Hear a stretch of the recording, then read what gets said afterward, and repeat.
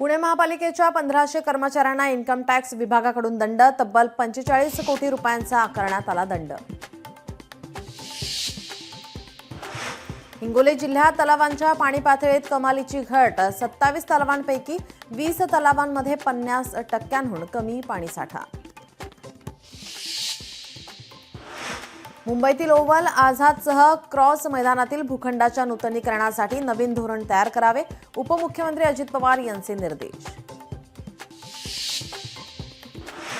राज्यातील ITI-मध्ये सुरू होणार डिजिटल लायब्ररी, पहिल्या 2 डिजिटल लायब्ररीसाठी 99 लाख रुपये मंजूर, कौशल्य विकास मंत्री मंगल प्रभात लोढा यांचा निर्णय। केंद्राचा बहुचर्चित रामकाला पथ प्रकल्प अडचणीत, रामकाल पथसाठी पहिल्या टप्प्यामध्ये 100 कोटींचा निधी मंजूर, परंतु मार्गातील जुने वाडे, घरं आणि इमारतींमुळे अडचणी।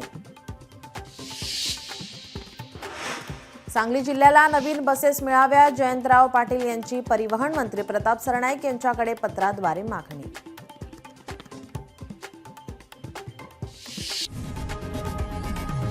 लोकशाही मराठी ऐका, पहा, जागरूक रहा।